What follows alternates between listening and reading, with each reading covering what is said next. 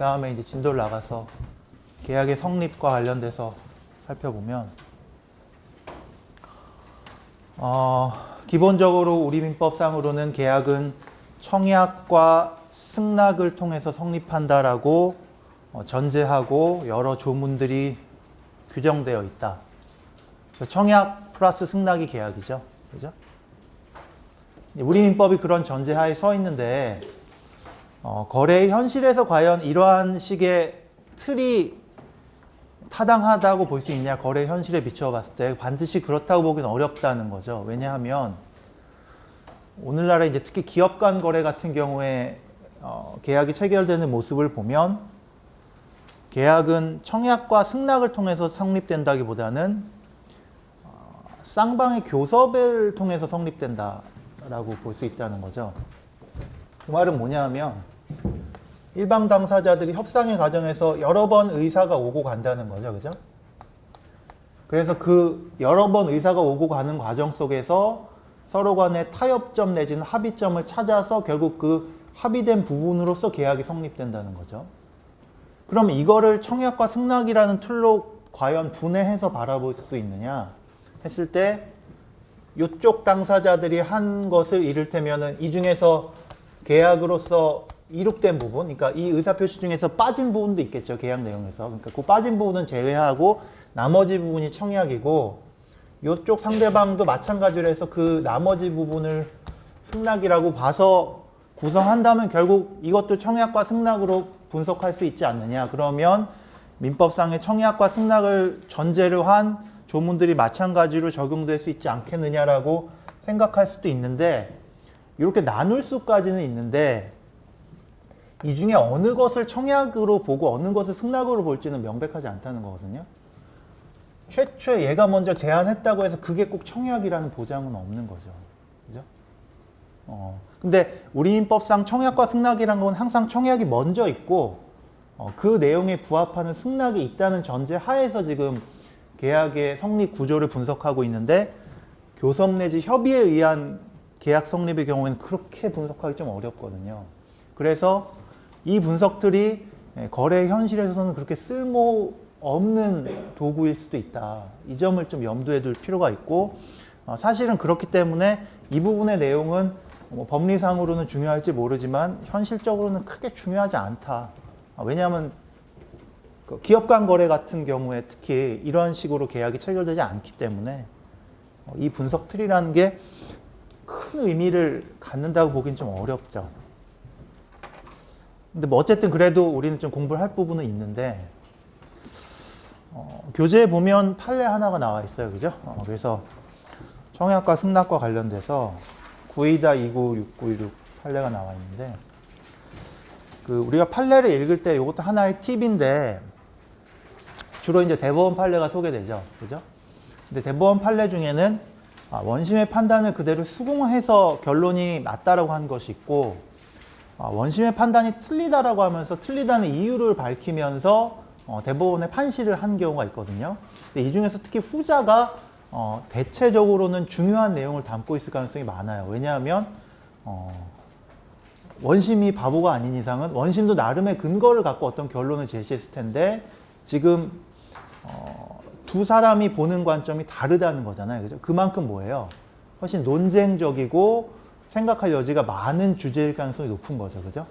그래서 대체적으로는 그럴 가능성이 많아요. 그래서 판례를 읽을 때 특히 원심 판결을 파기한 대법원 판례는 조금 더 유의해서 읽을 필요가 있는 경우가 많죠. 많죠. 지금 이 사안을 보면 원심과 대법원이 사안을 바라보는 관점이 좀 달랐죠. 그죠? 그럼 어느 관점이 달랐느냐? 어느 관점이 달랐어요? 원심과 대법원에서 어떻게, 뭐를 달리 봤어요? 승낙이 원심처럼 없으면 결국은 계약이 성립이 안 되는 거고, 대법원처럼 승낙이 있다라고 하면 결국 계약이 성립되고, 그 차이가 있는 거겠네요. 그죠? 여기서의 문제된 계약은 교환 계약이라는 계약이죠. 그죠? 그런데 지금 보면 청약은 있었다는 거죠. 그죠? 청약은 있었다는 점에서는 크게 다툼이 없는데, 문제는 뭐예요? 그 청약 내용대로 승낙을 했느냐, 근데 지금 사안을 보면 청약한 사람이 나중에 좀 마음이 바뀌었죠, 그죠? 그리고 명백하게 승낙은 없었고 또 결정적으로 뭐예요? 계약 체결과 관련돼서 서류가 없어요, 그죠? 우리가 통상적으로 중요한 계약 같은 경우에는 물론 보통 낙성 계약이긴 하지만 대부분의 계약이 중요한 계약의 경우에는 보통 서류로서 계약서를 작성을 하잖아요. 근데 이 사안에서는 서류가 없었단 말이에요. 그러니까 뭐 추측컨대 야 서류도 안 만들 정도였으면 당사자 사이에 아마 의사합치는 없었다고 보는 게 합리적이지 않겠느냐 이렇게 생각할 수도 있겠죠, 그죠? 그런데 이 사안에서는 서류가 작성되지 않았음에도 불구하고 승낙을 통해서 계약이 성립되었다고 볼 결정적인 근거들이 있죠, 그죠? 그 근거 중에 하나만 든다면 뭘까요, 우리 옆에 학생? 교환의 대상이 됐던 임야가 피고인의 집에 인적 가깝게 있어서 항상 볼 수 있었는데 그 원고가 그 임야를 다른 사람에게 임대해줘서 파농사를 짓는 걸 다 보면서 1년 가까운 1년 넘는 시간을 봤는데 그걸 묵시적으로 있다가 후에 그걸 갑자기 밭을 다 뒤바꿔버려요. 다 뒤집어졌어요. 그래서 이렇게 냅두고 있었다는 것이 승낙이 있어서 계약이 체결이 됐다고 대법원은 인정하는 거죠. 그러니까 정확하게 얘기했는데 조금 더 간단하게 얘기하면 계약서는 체결이 안 됐고 승낙이 있었다는 증거가 명시적인 증거는 없지만 계약 내용대로 이행이 됐다는 건 명시적인 증거가 있다는 거죠, 그죠? 그리고 사실적으로 이행이 된 그 내용을 지금 계약의 성립을 부정하는 일방 당사자가 가까이 있었기 때문에 얼마든지 알 수 있는 위치에 있었다는 거죠, 그죠?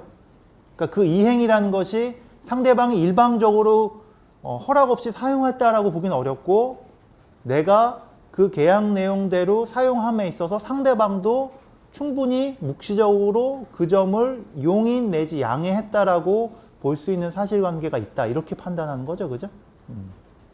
지금 얘기한 건 다 서류상으로는 아무것도 나타났지 않아요. 하지만 사실적으로 봤을 때, 그죠? 그렇기 때문에 결국은 승낙도 있었고 계약도 성립됐다라고 판단할 수 있다 이렇게 보는 거죠, 그죠?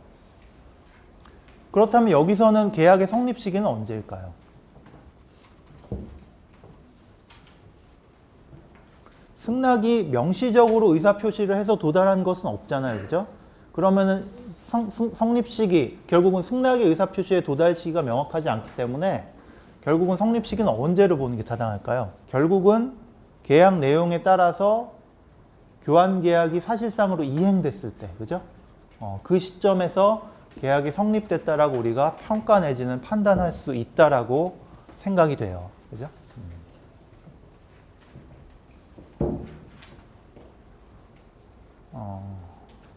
뭐 한번 읽어보세요. 이거는 좀 약간 스페시픽한 문제, 즉 구체적인 사실 인정과 관련된 이제 견해의 대립이 좀 나타나는 문제이긴 한데 한번 읽어보면 좀 도움이 될 것이다. 그 다음에 청약과 청약의 유인의 구별에 대해서 좀 얘기를 하죠. 이것도 뭐 개념적으로는 여러분 쉽게 이해할 수 있는 부분인데 청약의 유인이라는 것은 상대방으로 하여금 청약을 하도록 이끄는 것이죠, 그죠? 그래서 청약의 유인에 응해서 상대방이 청약을 하면 그 다음에 뭐예요? 내가 청약의 유인을 한 내가 승낙할지 여부를 결정할 자유가 있는 거죠, 그죠? 그래서 내가 승낙을 하면 계약이 성립되는 거고 내가 승낙을 안 하면 계약이 불성립되는 거죠, 그죠? 그런데 청약이면 어떻게 되는 거예요? 일단 내가 청약을 하면 상대방이 승낙을 한 이상 더 이상 내가 계약의 성립 여부를 좌지우지할 수 없는 거죠, 그죠? 그 차이가 있죠, 그죠? 그래서 현실 거래에서 양자를 구분하는 것이 쉽지 않은 경우도 있을 수 있는데 대부분은 뭐 거래의 현실이나 사회 통념에 따라서 판단할 수밖에 없는데 우리 실무상으로 많이 문제된 쟁점은 광고와 관련된 부분이에요, 광고. 일반론으로서 광고가 청약인가 청약의 유인인가라고 물어본다면 당연히 청약의 유인이겠죠, 그죠?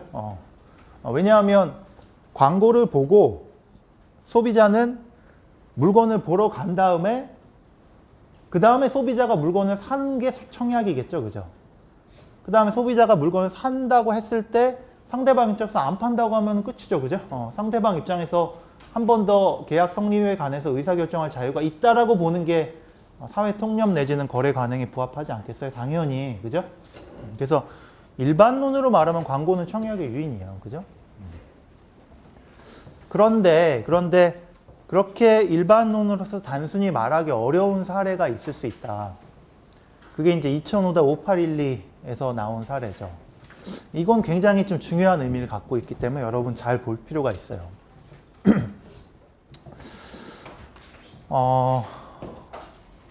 이건 기본적으로 무슨 사례냐면 아파트 분양 광고와 관련된 사례예요. 그죠? 아파트 분양 광고. 자, 광고는 청약의 유인이다라는 일반론을 전제로 한다면 분양 광고도 당연히 청약의 유인이죠. 그죠?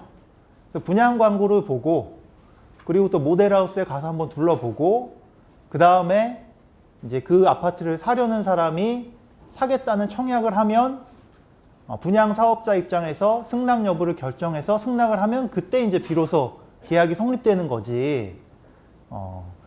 아파트 광고 내지는 모델하우스에 가서 본 다음에 소비자 입장에서 내가 그걸 산다고 하는 게 승낙이 될 수는 없다는 거 아니에요. 그죠? 일반적으로는. 그런데 그렇게 단순하게 보기 어려운 상황이 발생했다. 어떤 경우냐면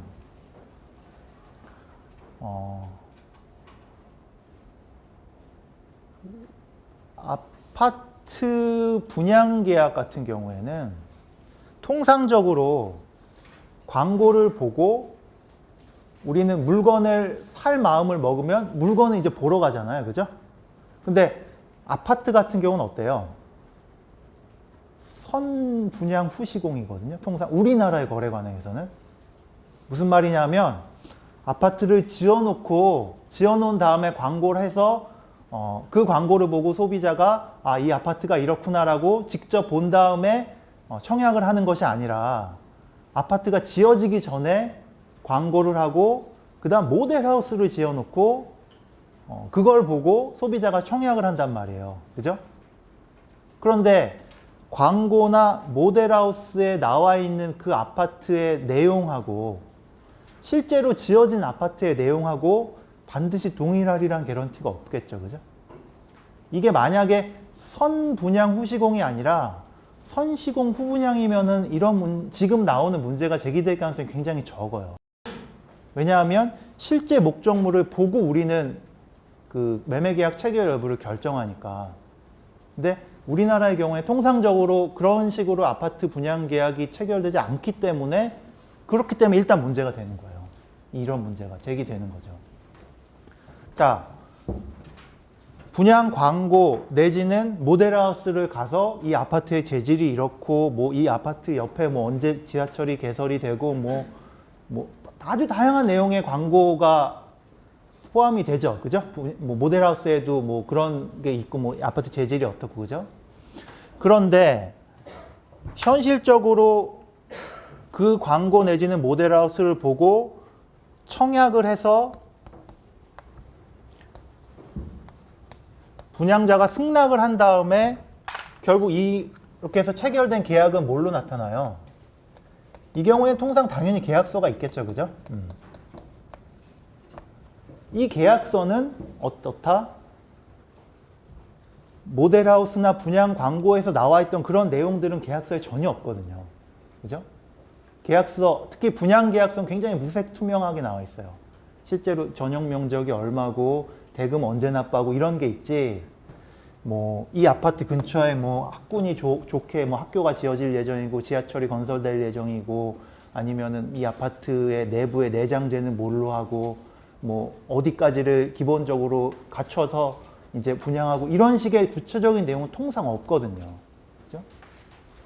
자, 선분양 후 시공이라서 실제 목적물을 보지도 못하고 그 다음에 분양 광고나 모델하우스의 그 내용과는 달리 현실적으로 작성되는 분양계약서의 내용은 매우 간단하기 때문에 어떻게 되는 거예요?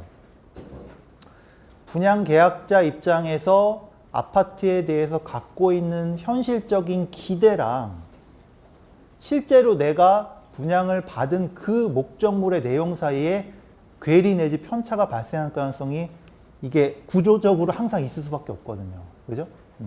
구조적으로 있을 수밖에 없어요.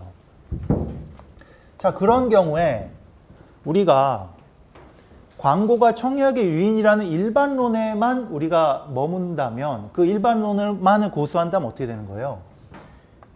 그거는 어차피 청약의 유인이고 청약과 승낙을 통해서 성립하는 계약의 내용은 오로지 다 계약서에 담겨 있는 거죠. 그죠? 따라서 이를테면 뭐 모델하우스에선 분명히 이 아파트의 내장을 이렇게 갖추기로 하고 분양 광고도 그렇게 설사 나왔다 할지라도 계약서에 그 내용이 없으면 어떻게 되는 거예요? 그러한 내용으로 아파트 내장을 갖출 분양 사업자의 계약상 의무는 존재하지 않는 거거든요. 그죠? 따라서 그러한 식으로 내장재를 갖추라고 요구할 계약상 권리도 없는 거예요. 그죠? 따라서 채무 불이행을 원인으로 한 손해배상 책임 등을 물을 수 있는 가능성은 일절 없는 거거든요. 그죠?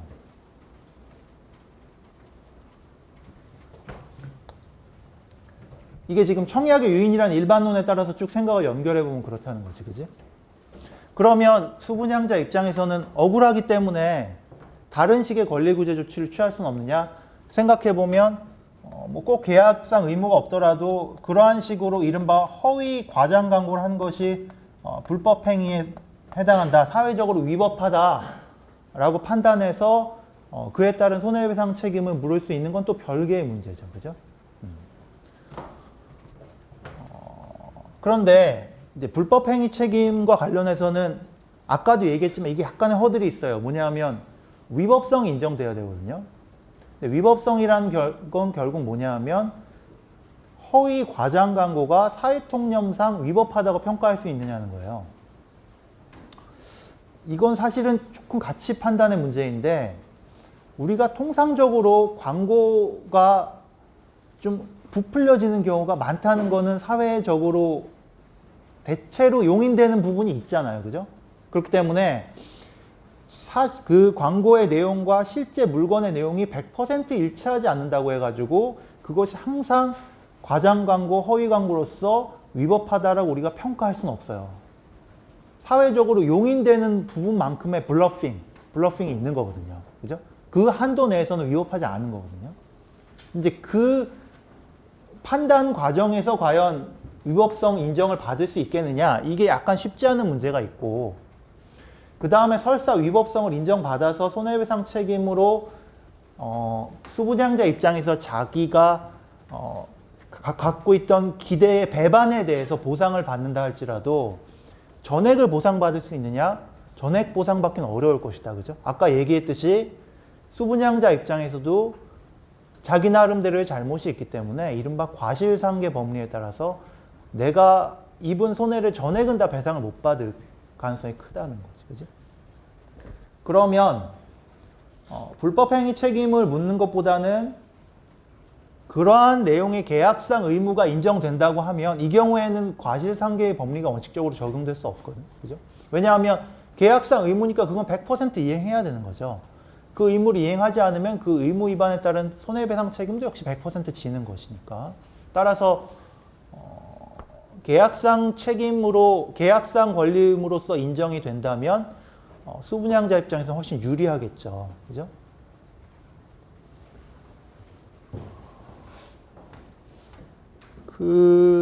그런데 이제 청약의 유인이라는 논리로 가면 이게 계약상 의무로 인정되기가 쉽지 않다는 거예요. 그죠? 그런데 이제 우리 판례가 아주 중요한 설실했죠. 2005-5811을 보면. 청약의 유인이긴 하나, 그래서 원칙적으로는 이 계약서를 기준으로 계약상 권리 의무를 결정해야 되기는 하나, 내가 앞서 말한 이 거래 현실들, 선분양 후 시공, 그죠? 그리고 분양계약서의 내용이라는 게 기본적으로 어때요?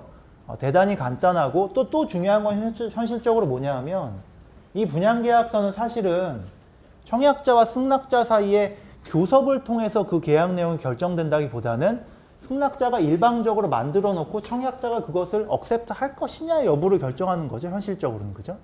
따라서 청약자가 이 계약서 내용에 관해서 영향력을 끼칠 수 있는 현실적인 가능성은 없단 말이에요.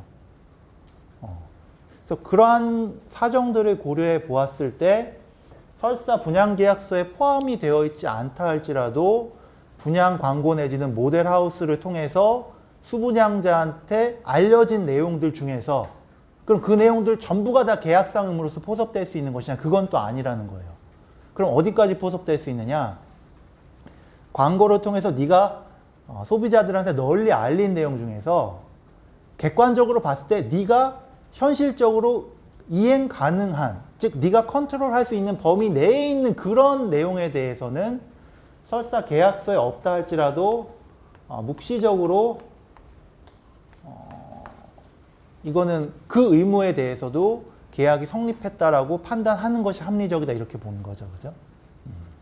이를테면 어떤 게 있을까요? 아까 내가 예를 든 것 중에서는 분양자 입장에서는 당연히 그 분양 목적물의 내장재를 어떻게 할 것인가, 아니면 그 분양 단지 내에 뭐 이를테면은 뭐 놀이터라든지 뭐 여러 편의시설 같이 자기가 직접 시공 내지는 시행하는 부분에 관해서는 자기가 컨트롤할 수 있는 문제잖아요. 그죠?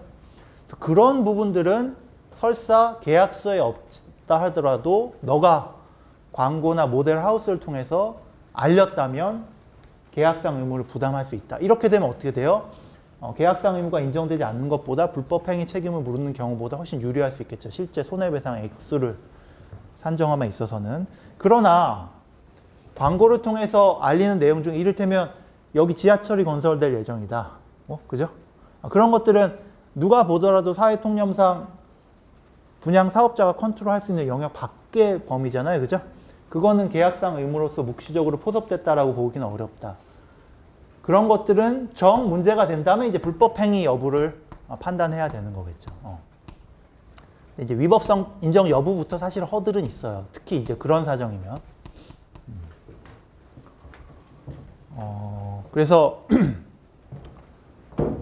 이른바 묵시적으로 계약이 성립되었다고 판단했다. 그리고 그 판단의 배경, 그리고 그렇게 판단을 함으로써 수분양자 입장에서 현실적으로 어떠한 실익이 있느냐, 그런 문제들을 잘 살펴볼 필요가 있어요. 그 다음에 덧붙여서 몇 가지 얘기를 더 하면, 불법행위로서 책임을 구성하는 경우에 민법상 일반 규정을 통해서 불법행위 책임을 물을 수도 있지만 여기 나온 대로 특별법이 있어요. 특별법. 이 표시 이하 특별법 규정을 통해서 책임을 물을 수도 있어요. 이거 이제 불법행위 책임의 특칙이죠. 어떻게 보면 특칙인데, 이 법상으로는 허위 과장 광고를 한 사람이 불법행위 책임을 질 수 있다라고 규정하는데, 특칙을 준 주된 이유 중에 하나가 이 특칙상 책임은 무과실 책임이거든요. 그래서 750조로 책임을 묻는다면 분양사업자의 고의과실을 입증을 해야 돼요. 수분양자가. 그러나 특별법상의 불법행위 책임을 물으면 굳이 고의과실 입증할 필요가 없기 때문에 원고 입장에서 훨씬 유리할 수 있겠죠. 일단 이 정도로 얘기를 하고 덧붙여서 한 몇 가지 얘기를 더 하면, 지금 이러한 식으로 매매계약의 일방 당사자가 현실적으로 예상 내지 기대했던 목적물과는 다른 목적물을 인도받았을 때, 그 사람이 이제 취할 수 있는 권리구제 수단이 뭐냐 했을 때, 그 목적물이 내용이 계약상 의무에 포함될 수 있는 부분이라면 계약상 책임을 물고, 포함될 수 없는 부분이라면 불법행위 책임을 묻고, 뭐 경우에 따라서는 특별법상 불법행위 책임을 물을 수 있고, 기본 구조는 이렇잖아요. 그죠? 근데 이제 더 나아가서 그런 이유로 해가지고 이 계약 자체를 아예 없던 것으로 돌려버릴 수도 있겠죠. 그죠? 그게 이른바 착오를 이유로 취소하거나 사기를 이유로 취소하거나 이런 문제가 있을 수 있겠죠. 그죠? 그래서 이런 유형의 법률 관계에서는 물론 주로는 이 사안에서는 이제 그 쟁점은 문제가 안 됐지만 우리가 검토를 할 경우에는 계약의 효력 자체를 아예 없었던 것으로 돌릴 수 있는 권리구제 방안도 수분양자 입장에서 생각해 볼 필요가 있겠죠. 그죠? 그래서 사고나 사기를 원인으로 해서 이 분양계약, 매매계약을 아예 취소해서 없던 것으로 돌릴 수 있는지도 검토를 해봐야 돼요. 이건 이제 나중에 배울 것이기 때문에 지금 여기서 구체적으로 설명하진 않을 텐데 착오의 요건에 해당되느냐, 지금 분양사업자가 민법상 기망행위를 한 거냐, 뭐 이게 이제 문제가 될 거예요. 문제가 될 건데 한 가지 이제 좀 얘기를 하고 싶은 게 뭐냐 하면 뭐 요건 해당 여부를 결정해서 취소 여부를 결정을 하겠죠. 그런데 이 계약을 유효한 상태로 두고 거기 그 전제로 계약상 책임 내지는 불법행위 책임을 묻는 경우와는 달리 취소를 시킨다는 얘기는 계약을 아예 처음부터 없었던 거로 돌린다는 얘기거든요. 이건 무슨 얘기냐 하면 계약이라는 건 기본적으로 계약을 체결할 당시에 상대방, 계약 상대방 두 사람이 서로 이 계약을 통해서 내가 이익을 얻겠다라는 예상이 들어야 둘이 의사가 합치할 거 아니에요. 그죠? 계약을 체결할 당시 어느 일방이라도 내가 이 계약을 체결하면 손해를 볼 것이다 라고 생각한다면 그거 동의를 안 하겠죠. 그죠? 그래서 계약 체결, 계약 성립 시에는 당연히 두 당사자가 다 그런 기대를 갖죠. 그런데 현실적으로 보면 그 계약 체결이 된 이후에 나중에 이제 그 계약이 이행이 될 거 아니에요. 그러면 그 미래에 이행되는 시점에서는 체결 시점에서 가졌던 그 이익의 기대가 어긋날 수도 있단 말이에요. 우리가 그 넓은 의미에서 리스크라고 표현할 수 있겠죠. 그죠? 그런데 그 리스크는 기본적으로 누가 부담하는 거예요? 그건 계약을 체결하는 사람이 부담하는 거예요. 내가 내 자율적인 의지에 따라서 계약 체결 여부를 결정했잖아요. 그죠? 그러면은 내가 자율적으로 결정한 거에 따라서 내 스스로 책임도 지는 거죠. 그죠? 그래서 내가 체결 시에는 이득을 볼 것이라고 예상을 했는데 현실적으로 나중에 보니까 그 예상이 빗나갔어요. 그러더라도 그 손실은 내가 당연히 부담해야죠. 그죠? 그게 자기 책임, 자기 결단의 원칙에 부응하는 자기 책임의 원칙이죠. 그죠? 그런데 만약에 어떠한 이유에서든지 계약의 취소가 인정이 되면 자, 이 리스크는 어떻게 되는 거예요? 이제 다시 없던 걸로 돌아가거든요. 그죠? 나는 계약을 체결하지 않았던 상태로 돌아가니까 애초에 내가 예상했는데 그 예상과는 달리 나한테 리스크가 불리하게 돌아왔다고 할지라도 만약 그 계약이 취소가 되면 어떻게 돼요? 나는 그 불리한 리스크를 더 이상 안지 않겠죠. 그죠?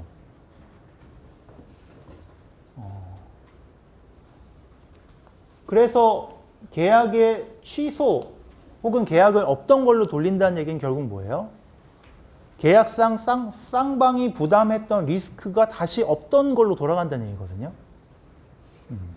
그런데 이렇게 없던 걸로 돌리면은 결국은 뭐예요?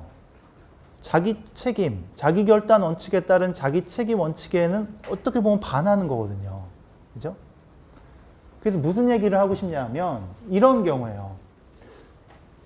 분양계약서 내지는 분양광고의 내용하고는 좀 이 계약이 많이 달라요. 실제 목적물이 많이 달라요. 그런데 이를테면 다르니까 괘씸하죠. 그죠?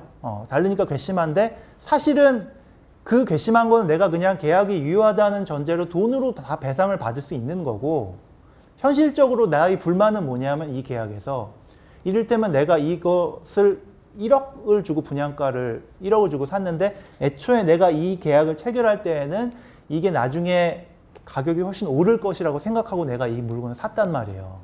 근데 알고 보니까 시가는 이제 1억보다 더 떨어졌어요.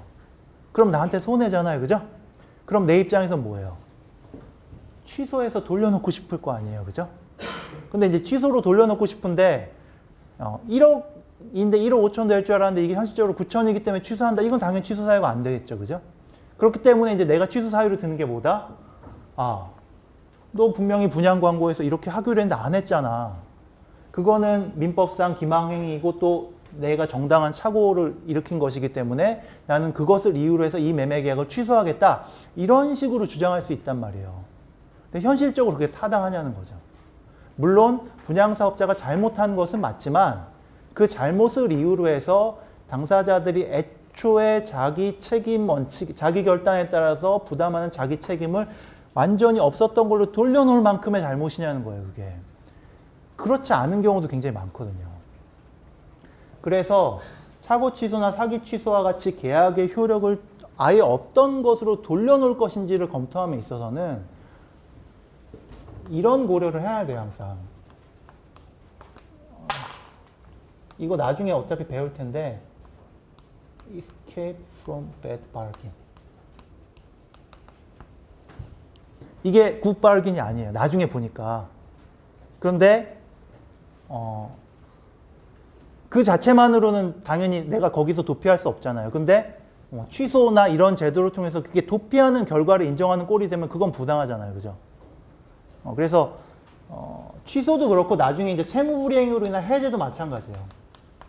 그것도 다 기본적으로 계약을 없던 곳으로 돌리는 거기 때문에 그런 인정 여부를 검토함에 있어서는 이거는 이런 책임, 이러한 법률 효과의 실질적인, 아니, 그러니까 실질적인 요건은 법률상 요건은 아니에요. 하지만 이 요건 해당 여부를 판단함에 있어서는 굉장히 주된 실질적 기준이 될 수 있거든요. 그래서 그 나쁜 거래로부터 이탈하는 그런 구실로서 사용되면 안 되는 거죠. 비슷한 예가 하나 더 있는데 이를테면 채무불이행을 원인으로 우리가 매매계약 같은 계약을 해지할 수 있다고 보통 얘기하죠. 그런데 거기에 또 예외가 있는 게 주된 급부 의무 위반으로 계약을 해지할 수 있는 건 당연한데 이른바 부수적 주의무 위반으로는 통상 해지할 수 없다고 하거든요. 근데 그 이유로 여러 가지로 설명을 하는데 결국은 실질적으로는 다 비슷한 얘기예요. 상대방이 어떤 채무불이행을 했는데 상대방이 불이행한 의무의 내용이 그 계약상 주된 급부 의무는 아니란 말이에요. 부수적 의무다. 그러면 그걸 구실로 삼아서 상대방이 이 계약에서 완전히 이탈할 수 있느냐? 그렇게 되면은 상대방한테 오히려 이거는 구실을 주는 거기 때문에 통상 그렇게 인정 안 하는 거거든요. 그래서 그런 맥락에서 계약법상의 그 제도들을 볼 수 있는 경우가 많다는 거죠. 그 정도 얘기를 하고 그 다음에 청약의 구속력으로 계속 얘기를 하면 우리인법상 청약은 원칙적으로 구속력이 있다라고 규정하고 있죠, 그죠? 청약은 원칙적으로 구속력이 있다. 따라서 청약을 하고 그 청약의 의사표시가 상대방한테 도달한 다음에는 내가 그걸 임의로 철회하지 못한다는 거죠, 그죠? 청약의 의사표시가 도달하기 전에는 당연히 철회할 수 있겠죠, 그죠? 근데 도달한 다음에는 철회를 못한다는 거예요. 근데 물론 임의 규정이에요. 그래서 다르게 약정하면 아니면 내가 청약을 하면서 아예 철회할 수 있다라고 단서를 붙여서 청약을 하면 철회할 수 있겠죠, 그죠? 그러나 어쨌든 원칙은 구속력이 있다라고 보죠, 그죠? 교재에도 나오지만 이게 입법론상으로 타당한지 좀 의문이 있어요. 타당한지 의문이 있는데. 근데 이제 판례를 보면 우리 법상으로 분명히 청약의 구속력이 있는 게 원칙이라고 하는데 근로계약의 경우에는 청약의 구속력을 인정하지 않거든요.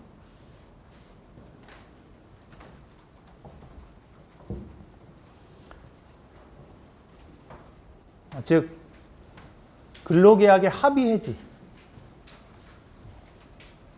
그러니까 이건 뭐냐 하면 지금 우리는 계약의 성립을 얘기하고 있잖아요, 그죠? 근데 이거는 성립된 계약을 쌍방의 의사표시 합치에 따라서 소멸시키는 내용의 별도의 합의예요, 그죠? 그러니까 합의 해지 계약이라는 걸 별도로 관념할 수 있다면 합의 해지 계약의 성립에 관해서는 청약 승낙이 되겠지만 합의 해지 계약이라는 것의 실질은 뭐예요? 종전에 있었던 계약을 소멸시키는 거잖아요, 그죠? 그러니까 그런 측면에서는 계약의 성립의 국면하고 조금 다른 이제 성격을 갖고 있죠. 그러나 어쨌든 이 경우에도 청약으로 설명할 수 있단 말이에요. 합의 해지라는 것 자체도 별도의 계약으로 관념할 수 있는 이상은.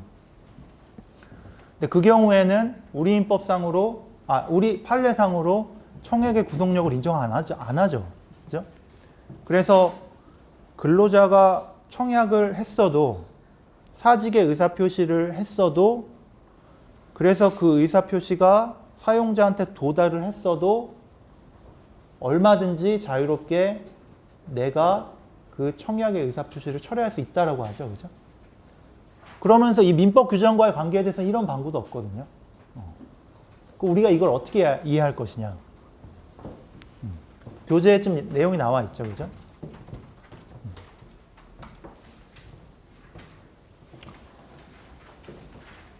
기본적으로는 아주 간단히 말하면 근로자 보호를 위해서. 그죠? 근로자 보호를 위해서. 청약의 구속력을 인정하면 근로자가 나중에 마음이 바뀌더라도 뭐예요? 내가 철회할 수 없잖아요. 그죠? 그러면 어떻게 되는 거예요? 사용자가 승낙을 해버리면 나는 바로 근로관계가 종료되겠죠. 그죠? 그것은 근로자한테 불리할 수 있으니까 이러한 경우에는 판례상으로 아예 임의 규정의 적용을 배제해버린 거예요. 자, 이런 식의 법리는 법 조문만을 갖고선 도저히 알 수 없죠. 그죠? 이건 판례를 알아야 돼요. 그죠? 내가 법조문 판례 이론 얘기를 했잖아요. 그죠? 그래서 법조문 갖고는 해결되지 않는 전형적인 사례죠. 그죠? 그리고 그 이유를 보면 그렇게 짐작은 돼요. 그럼 그 이유가 정당하냐? 일단 우리가 있는 법은 그거고 그 이유가 정당하냐라고 평가를 내릴 수 있어야 되는데 통상적으로는 정당하다라고 얘기해요. 왜냐하면 그 규범 목적이 타당하니까. 그죠? 근로자 보호라는 규범 목적이 타당하니까 그 경우에는 판례 입장이 타당하다라고 통상 평가를 하죠. 그런데 문제는 뭐냐 하면 근로계약이라는 것은 쌍방이 합의 해지를 통해서 종료시킬 수도 있지만 근로자가 일방적으로 종료시킬 수도 있거든요. 보통 계약이라는 거는 일단 체결이 돼서 성립이 되면 당사자들이 별도의 명시적인 약정을 하지 않는 한은 어느 일방이 거기서 함부로 벗어날 수는 없는 게 맞겠죠. 그죠? 계약의 구속력이라는 것이 인정될 필요가 있으니까. 그러나 근로계약과 같은 경우에는 근로자 입장에서는 근로자의 일방적 의사표시에 따라서 근로계약 관계로부터 이탈할 수 있는 자유를 인정해 주는 것이 원칙적으로 타당한 측면이 있어요. 왜 그렇죠? 그게 인정이 안 되면 근로계약이 이게 사실상 노예계약에 가까워지거든요. 물론 계약이기 때문에 지켜야 된다고 생각할 수 있지만 근로계약이 갖고 있는 특성상 계약의 구속력을 강조하면 할수록 근로자 입장에서 이게 노예계약과 비슷해진 측면이 있단 말이에요. 그래서 근로자는 적어도 일방적으로 근로계약 관계에서 이탈할 자유를 부여받는 것이 타당한 측면이 있어요.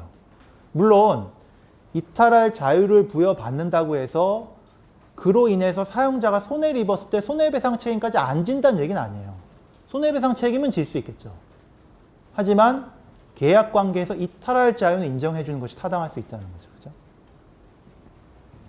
그래서 이러한 식으로 일방적으로 이제 근로관계에서 이탈할 의사를 표시한 거를 우리가 해약 고지라는 단어로 표현을 하는데, 근데 우리 판례를 보면 해약 고지는 또 철회할 수 없다라고 하거든요. 근데 이거는 우리 민법 548조를 보면 원칙적으로는 수긍이 가죠. 548조가 아니라 543조지. 543조 2항을 보면 533조 2항에서도 역시 그 구속력을 인정하거든요. 일방적인 해제 내지 해제 의사표시에 구속력을 인정하거든요. 근데 여기서 이제 또 하나 의문은 뭐냐 하면, 아니 청약의 경우에도 임의 규정으로서 구속력을 인정했는데 우리 판례가 근로자 보호를 위해서 배제시켜 버렸잖아요. 그런데 왜 여기는 배제 안 시키냐는 거예요. 그죠? 사실 배제시키려면 얼마든지 배제시킬 수 있잖아요. 근데 판례는 배제를 안 시키거든요.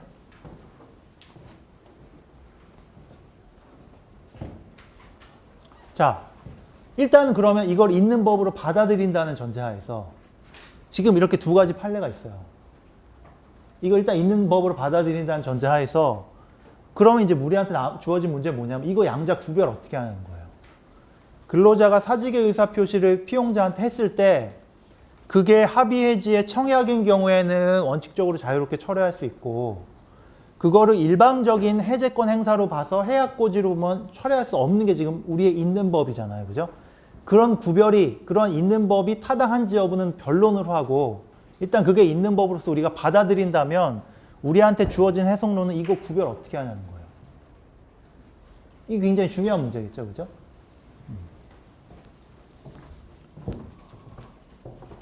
이거에 대해서도 당연히 논란이 있을 수 있지. 그런데 결국은 지금 이게 다 뭐예요? 이게 어느 정답이 있는 문제가 아니고 다 정책 내지는 규범 목적을 지향하는 일종의 법적인 결정이거든요. 그죠? 근데 우리가 지금 민법상 임의 규정에도 불구하고 청약의 구속력을 제한하는 주된 목적은 뭐였어요? 근로자 보호라는 거였죠. 그죠? 그리고 그 규범 목적이 우리가 만약에 타당하다라고 합의가 된다면 가급적이면 합의 해지로 보는 게 뭐예요? 타당하겠죠. 그죠? 그래서 통상적으로 이제 그 구별 해석 기준에 대해서 우리가 이렇게 얘기를 많이 해요. 근로자 입장에서 자발적이고 확고한 의사로서 내가 명백하게 근로관계에서 이탈하겠다. 그런 예외적인 경우가 아닌 이상은 대부분의 경우에는 원칙적으로 합의해지의 청약으로 보는 것이 타당하다라고 이야기를 하죠. 근데 내가 지금 하는 이야기는 그런 견해가 있을 수 있다는 거고 여러분이 다른 견해를 가질 수도 있어요. 근데 중요한 것은 정답이 있느냐의 문제가 아니라 여러분이 어떤 견해를 가진다고 했을 때 그 견해를 논증할 수 있어야 돼요. 상대방의 설득력을 갖춰서. 근데 내가 볼 때는 근로자 보호라는 규범 목적을 강조하는 게 정당한 논거가 될 수 있다라고 생각이 되기 때문에 나는 이렇게 해석을 하는 거예요. 여러분도 한번 생각을 해보세요. 어떻게 보는 게 타당할지. 그래서 청약의 구속력과 관련해서는 특히 그 근로계약과 관련돼서 좀 생각할 부분이 있다. 그 다음에 승낙과 관련돼서는 뭐 한번 읽어보면 되는데 통상적으로 변경을 가한 승낙은 새로운 청약으로 해석을 하죠. 그런데 이제 경우에 따라서는 새로운 청약이 아니라 승낙이 될 여지도 있어요. 이를테면 교재에 나와 있듯이 이제 뭐나 있냐. 100톤의 석탄을 일정 가격에 판다라고 청약을 했는데 70톤을 그 가격에 산다라고 승낙을 했으면 물리적으로 이게 다르죠. 그죠? 그러니까 이게 새로운 청약이냐? 근데 꼭 그렇지 않을 수도 있는 거죠. 왜요? 청약을 한 사람의 그 100톤이라는 게 100톤까지 판다. 그러니까 난 무조건 100톤을 팔고 100톤 아니면 안 판다 이게 아니라 0톤부터 100톤까지 판다. 이런 의사였으면 뭐예요? 내가 70톤을 사겠다는 게 변경을 가한 승낙이 아니라 그냥 승낙이 될 수도 있겠죠. 그죠? 그래서 그게 새로운 청약인지 승낙인지 여부는 결국은 최초의 청약이 갖는 의미의 내용에 따라서 결정이 되겠지. 그지? 그런 얘기들 한번 살펴보고 그 다음에 계약의 성립 시기는 이거는 뭐 교과서 보면 다 알 수 있는 내용인데 기본적으로는 의사표시는 도달주의가 원칙이기 때문에 청약에 따른 승낙을 한 경우에도 승낙의 의사표시가 도달한 때 결국은 승낙의 효력이 발생해서 계약이 성립하는 게 원칙이란 말이에요. 근데 우리 법을 보면 도달주의에 따라서 설명할 수 있는 조항들이 있고 528조 1항이나 529조 같은 것들이 도달주의에 따라서 설명할 수 있는 건데 531조를 보면 이거는 발신주의, 즉 승낙자가 승낙 의사 표시를 한 때 계약이 성립한다고 또 규정을 하고 있단 말이에요. 그래서 지금 이걸 어떻게 조화롭게 해석할 것이냐에 대해서 견해 대립이 있는 거죠. 그래서 하나의 견해는 발신주의를 강조하는 입장에서는 일단 발신된 때 계약이 성립하는 거고 일단 발신된 이후에 청약의 승낙적격이 있는 기간을 지나서 승낙이 도달하면 승낙적격 이후부터는 계약이 불성립하는 거다. 이런 식으로 발신주의를 강조해서 일단은 발신된 때 성립한다 이렇게 보는 견해도 있고, 도달주의를 강조해가지고 531조라는 게 그런 의미가 아니고 일단은 도달할 것을 전제로 해서 도달을 하면 발신 시점으로 소급해서 계약의 성립을 인정하는 것이고, 도달을 안 하면 발신 시점부터도 계약은 성립을 안 하는 거다. 그렇게 보는 견해가 있거든요. 무엇이 맞는지는 잘 모르겠어요. 한번 생각해보고 이제 견해 대립의 실익은 그런 경우겠죠. 이를테면 발신주의를 강조하면 승낙자 입장에서 일단 승낙을 하면 도달하기 전에도 철회를 못 하겠죠. 그죠? 왜냐하면 발신한 다음에 바로 성립돼 버리잖아요, 계약이. 그러나 도달주의를 강조하면 일단 발신을 승낙자가 하더라도 도달하기 전까지는 뭐예요? 철회할 수 있는 게 맞겠죠. 그죠? 그래서 뭐 그런 견해 대립의 실익이 있는데 뭐가 맞는지는 잘 모르겠어요. 근데 내가 볼 때 크게 중요하지 않다고 생각이 드는 게 지금 531조와 같은 발신주의를 전제로 한 계약 성립 조항 자체가 입법론적으로 상당히 의문이 있는 조항이라고 우리가 평가를 하거든요. 그래서 있는 법이 아니라 있어야 할 법의 관점에서 보면 531조는 아마 삭제되는 게 맞는 조항일 거라고 생각이 돼요. 그리고 만약에 531조가 삭제가 된다면 지금 내가 얘기한 그러한 학설 대립은 뭐예요? 아무런 의미가 없어지겠죠. 그죠? 그런 점에서도 이 학설 대립이 난 큰 의미는 없다라고 생각을 하는데, 그래도 한번 살펴보길 바랍니다. 일단 경매나 입찰의 경우는 넘어가고, 그 다음에 계약의 성립과 관련해서 이제 마지막으로 좀 중요한 쟁점들이 있다. 그거는 뭐냐 하면 청약과 승낙이 얼마나 일치해야지 계약이 성립하는가. 이론적으로만 따지면 100% 일치해야지. 즉 이게 완전히 거울처럼, 승낙이 청약을 거울처럼 완전히 반영한 경우에만 계약이 성립해야 한다는 견해도 있을 수 있어요. 그런데 다르게 보는 견해도 있거든요. 그와 관련된 문제예요. 이 문제는 현실적으로 좀 굉장히 중요한데 지금까지 살펴봤던 내용보다는 현실적으로 훨씬 중요한 문제죠. 계약 내용에 관해서 어느 정도 구체적 합의가 있어야지 계약이 성립하는가, 이런 문제거든요.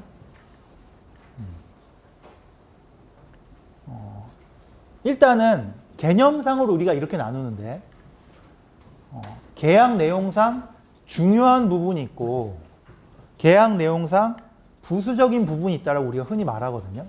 물론 뭐가 중요하고 뭐가 부수적인지가 선험적이고 객관적으로 구별될 수 있느냐 논란의 여지는 있어요. 하지만 이해의 편의를 위해서 일단은 도식적으로 개념을 상정을 해보면 이를테면 매매 계약의 경우에 매매 목적물이 무엇이냐, 아니면 매매 대금을 얼마로 할 것이냐, 이거는 전형적이고 객관적이고 누구나 보아도 매매 계약의 중요한 부분이라고 얘기를 하죠. 그런데 매매 계약의 경우에 목적물을 어떠한 방식으로 인도를 할 것이냐, 뭐 자동차로 인도할 것이냐, 기차로 인도할 것이냐, 아니면 인도 장소를 어디로 할 것이냐, 이러한 내용들은 통상적으로는 중요한 부분은 아니고 부수적인 부분이라고 이야기를 해요. 그러나 사실은 이 기준이 절대적이진 않아요. 왜냐하면 당사자들이 합의하는 과정에서 그 매매 계약의 특성상 매매 목적물의 인도 장소 내지는 인도 방법 내지는 운송 수단이 대단히 중요할 수도 있거든요. 그러니까 내가 지금 말한 거는 그냥 일반적으로 그런 대략적인 기준이 있다는 것이고 절대적 기준은 아니에요. 근데 어쨌든 간에 부수적인 부분, 내가 말하는 부수적인 부분에 관해서는 쌍방 의사가 합치하지 않고, 근데 중요한 부분에 관해서 의사가 합치했다. 그러면 그 경우에 계약의 성립을 우리가 인정할 것이냐, 이게 일단 논란이 되거든요. 그래서 만약에 그 경우에 계약 성립을 인정한다면 부수적인 부분인 목적물의 인도 방법이나 인도 장소에 관해서는 뭐예요? 쌍방 의사 합치가 없죠. 하지만 인도 장소나 인도 방법이 어쨌든 결정은 돼야 되잖아요. 그죠? 그러면 계약은 성립됐는데 계약 내용상의 공백은 존재하는 거죠. 그죠? 그럼 그 공백을 어떤 식으로든 메꿔는 줘야 되거든요. 그래서 그 메꿔주는 방법을 우리가 계약의 해석을 통해서 메꿔줘요. 근데 그 해석이라는 게 그러한 해석은 굉장히 그 법원이 개입을 많이 하는 해석이기 때문에 그걸 우리가 보충적 해석이라고 표현을 하는데 그러한 식으로 보충적 해석을 통해서 메꿔주면 된다. 그러한 견해가 있고 그게 아무리 부수적인 부분이라고 할지라도 어쨌든 당사자 사이에 의사의 합치가 없으면 계약의 성립은 인정되지 않는다라고 보는 견해도 있어요. 근데 무엇이 맞는지는 내가 볼 때는 일도 양단식으로 판단할 수는 없고 제일 중요한 건 뭐냐면 그 계약 당사자의 의사가 제일 중요해요. 무슨 얘기냐면 이 계약 당사자들 입장에서 인도 장소 내지는 운송 수단에 관해서 만약에 합의가 없다면 나는 이 계약에 대해서 구속력을 인정할 생각이 없다. 당사자들 의사가 만약 그렇다면 계약의 성립 인정하면 안 되는 것이고 이 당사자들의 의사에 비추어 봤을 때 설사 그 부수적인 부분에 관해서 우리의 의사 합치가 없더라도 일단 주된 부분에 관해서 의사 합치가 있으면 그러면 일단 우리 둘 다 뭐예요? 일단 만족은 한다. 그리고 우리 둘 다 그 계약을 체결하고 그 계약에 따른 구속력을 받고 싶다. 이게 당사자들의 실제 의사에 가깝다면 그 경우에는 계약의 성립을 인정하는 것이 타당하다라고 보통 얘기해요. 그러면 어느 경우에 당사자들이 구속력을 인정할 생각을 갖고 있었고 구속력을 인정할 생각을 안 갖고 있었느냐? 그 판단은 사실 케이스 바이 케이스예요. 쉽지 않아요. 쉽진 않지만 어쨌든 일반론적으로 그렇게 말할 수밖에 없다. 그냥 일도양단식으로 무엇이 맞다라고 말할 수는 없는 문제다. 기본적으로.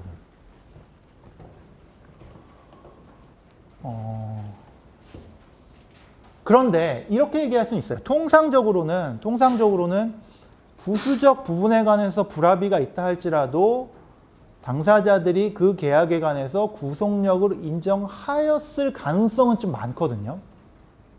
그런데 거꾸로 중요 부분, 목적물이나 대금이 만약에 특정되지 않은 경우에, 그래서 이 부분에 관해서 만약에 합의가 없는 경우에는 그럼에도 불구하고 당사자들이 매매 계약에 관해서 구속력을 부여하였을 가능성은 그것보다 훨씬 낮아지겠죠. 그죠? 일반론으로는 그렇게 얘기할 수 있어요. 그런데 우리가 현실적으로 분쟁 해결과 관련해서 중요한 부분은 부수적 부분과 관련돼서도 물론 이제 여러분 좀 더 공부하면 사실은 논의할 게 많지만 지금 단계에서는 중요 부분, 이를테면 목적물이나 대금에 관해서 당사자들 사이에 명백하게 합의가 되지 않은 경우에도 계약 성립을 인정할 수 있는가? 이 부분은 좀 조심해서 볼 필요가 있어요. 아까도 얘기했듯이 원칙적으로는 부정하는 것이 타당할 것이나 당사자들 의사를 존중해서 구속력을 인정할 필요가 있을 수도 있다는 거죠. 있을 수도 있다. 이를테면 목적물의 경우에 사실은 조금 더 어려운데 대금의 경우에는 이럴 가능성이 있어요. 무슨 얘기냐면 당사자들 사이의 의사가 명백하지 않고 당사자들 사이에 정확히 얼마로 매매 목적물의 대금을 확정하지 않았더라도 이를테면 설사 그 경우에도 이 매매 목적물의 대금을 시가로 결정하는 것이 당사자들의 합리적 의사였을 것이다. 이렇게 우리가 해석을 해줘서 매매계약의 성립을 인정하고 그 매매 목적물의 대금을 시가로 결정하는 것이 가능한 경우가 있을 수 있거든요. 그죠? 그래서 그러한 경우에는 매매계약의 성립을 인정할 수 있다는 거죠. 그래서 여기 적어놓진 않았는데 판례 한번 보세요. 2004-70410.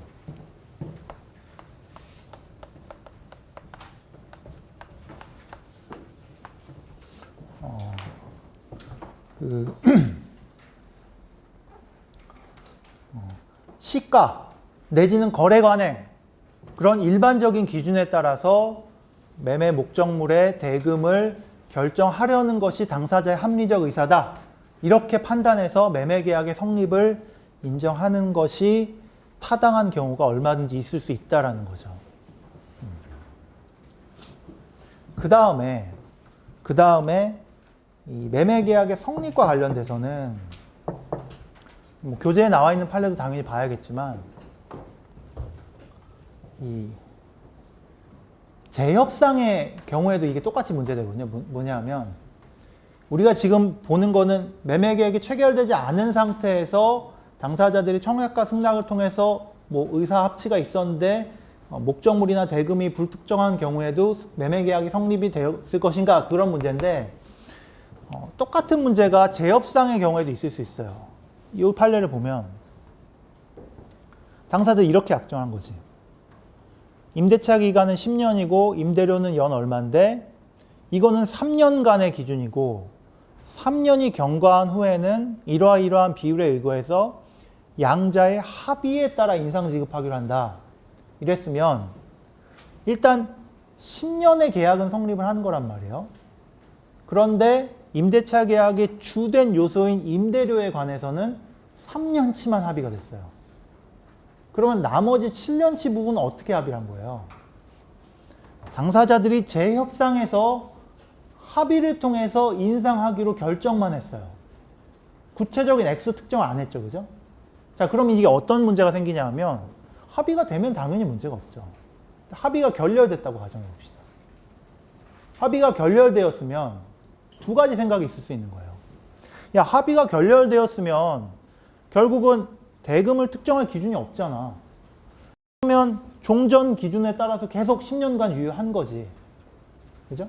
그게 1안이고 2안은 뭐냐 하면 이 계약을 체결한 당사자의 의사는 합의가 결렬된 경우에는 이러이러한 요소를 고려한 그 시점에서의 임대료 시가를 기준으로 해서 임대차 계약의 임대료를 결정하였을 것이라는 것이 당사자의 의사다. 이렇게 보면 어떻게 되는 거예요?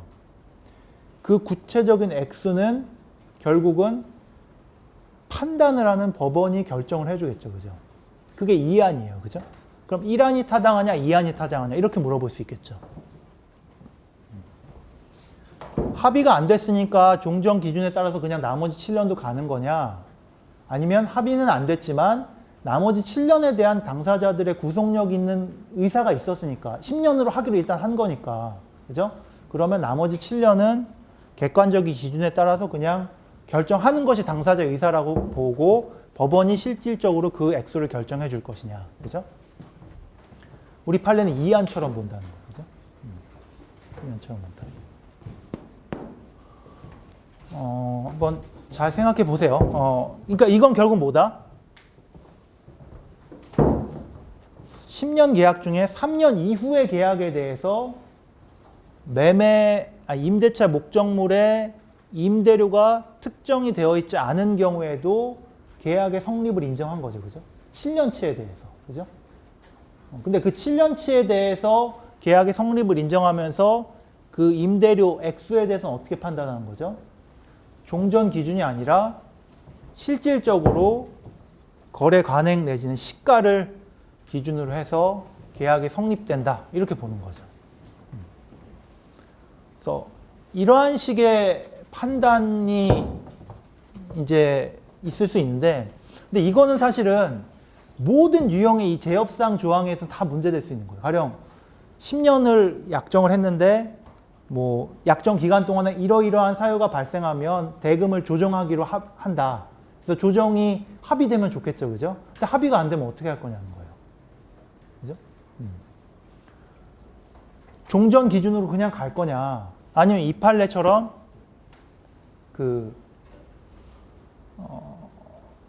실질적인 기준을 결국 제3자가 정해줘서 그 기준대로 갈 거냐의 문제인데,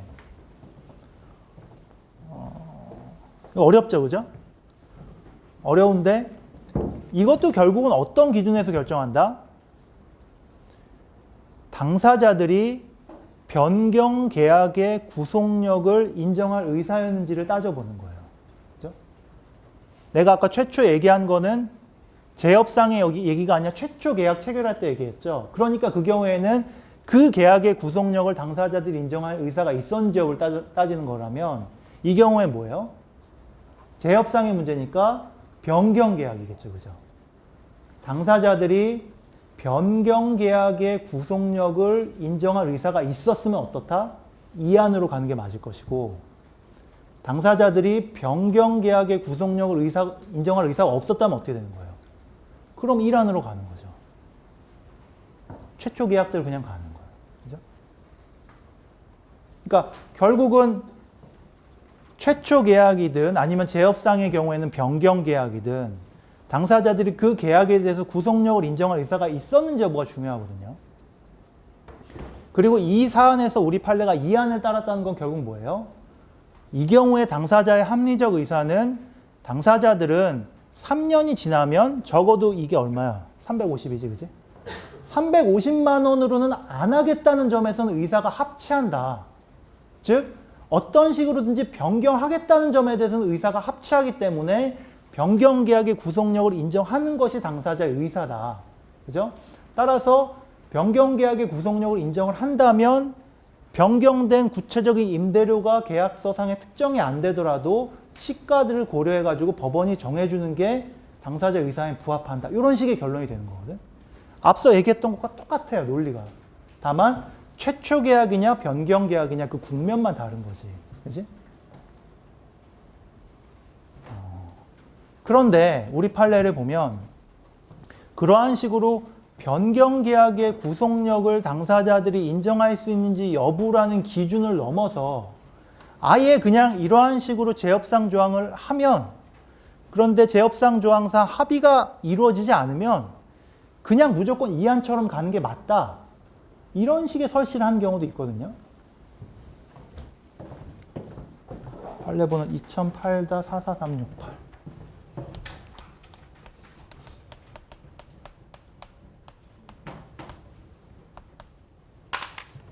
찾아보세요. 재협상 조항이 있는데 그 계약 기간 도중에 재협상이 안 돼서 합의가 이루어지지 않으면 무조건 이안으로 가는 게 맞느냐. 그건 꼭 그렇다고 보장할 수가 없는 거지. 왜냐하면 당사자들이 변경 계약의 구속력을 인정하지 않을 의사였을 경우도 있거든. 무슨 얘기냐 하면 당사자들이 애초에 이러한 재협상 조항을 두면서 협의가 결렬되면 그냥 일한대로 가자. 이런 생각에서 계약을 체결했을 수도 얼마든지 있는 거거든요. 그런데 우리 판례를 보면 그것을 구분하지 않고 일반론으로서 그냥 합의가 안 되면 법원이 정한다. 이런 식의 설시가 좀 있어요. 근데 사실 이거는 좀 여러분 잘 생각해 봐야 된다. 그 다음에 이 모든 논의를 다 일단 통틀어서 있는 법하고 있어야 될 법을 한번 생각해 보는데, 그 다음 중요한 건 뭐예요? 내가 지난 시간에도 얘기했지만 컨트랙트 로를 배우면 컨트랙팅을 생각하는 거지. 그래서 여러분이 계약서를 체결하면서 재협상 조항을 넣는 경우가 아마 많을 텐데, 그렇다면 어떤 걸 생각한다는 거예요? 협상이 결렬된 경우에 법률 관계에 대해서 미리 여러분이 계약서에 조항을 두면 지금 내가 얘기한 모든 분쟁의 법리는 사실 아무 의미가 없거든. 그죠? 사실은 그러한 식으로 여러분이 공부한 법리를 적용할 수 있어야 된다. 그죠?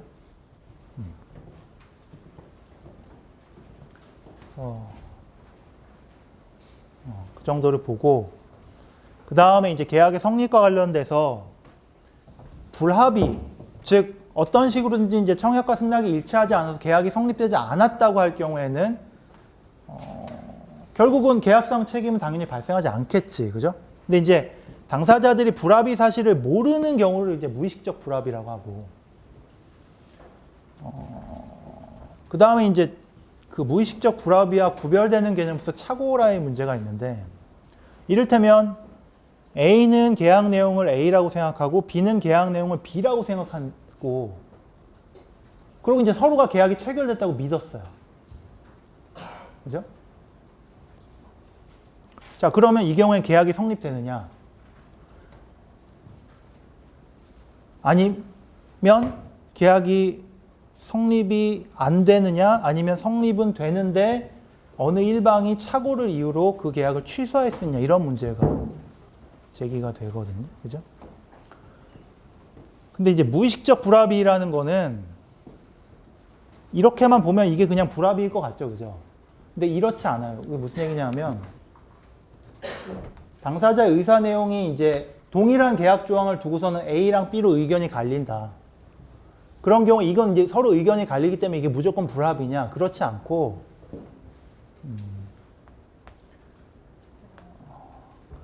각 당사자의 의사도 중요하지만 합리적 제3자의 관점이 중요하지. 합리적 제3자 혹은 거래 관행에 비추어 봤을 때 합리적 다수의 의사 이런 표현들을 앞으로 굉장히 많이 쓸 거예요. 계약법 시간에. 이 굉장히 중요한 기준이거든요. 사실은 이게 어떤 실질적인 뭔가 내용을 담고 있는 개념은 아닌데 그럼에도 불구하고 계약법상의 많은 문제를 해결함에 있어서는 굉장히 중요한 단어는 분명해요. 무슨 얘기냐면 당사자들의 사실적인 의사가 A랑 B로 갈리는 경우에 합리적인 제3자가 봤을 때 계약서에 담겨있는 조항의 의미가 이를테면 A다. 그러면 어떻게 되는 거예요? 이 계약은 무의식적 불합의로 불성립되는 게 아니라 A로서 성립하는 거예요. 다만 뭐예요? B라고 생각한 사람이 착오를 이유로 취소할 수 있는지 여부가 문제되는 거지. 그지? 그러니까 사실적인 당사자 의사뿐만 아니라 객관적이고 합리적인 제3자의 의사라는 걸 항상 고려하는 것이 계약법에는 중요해요. 당사자가 B라고 생각하면 역시 A라고 생각하는 사람이 착오 취소의 문제가 될 것이고, 그럼 무의식적 불합의는 어느 경우에 문제가 되느냐? 불성립은 합리적인 제3자가 봤을 때 가령 C인 경우예요. 그죠? 아니면 A나 B나 거의 대등한 정도의 합리성이 있다. 합리적인 제3자가 봤을 때. 이런 경우가 전형적으로 뭐냐 하면 무의식적 불합의가 인정이 돼서 계약이 불성립으로 가는 경우거든요. 근데 현실에서 합리적인 제3자가 봤을 때 C거나 A가 B가 대등한 정도의 합리성을 갖는 경우는 거의 없어요. 거의 없어요. 그래서 무의식적 불합의는 개념상으로는 우리가 당연히 생각할 수 있고 상정할 수 있지만 현실의 거래에서는 무의식적 불합의로 계약이 불성립되는 경우는 극히 드물어요.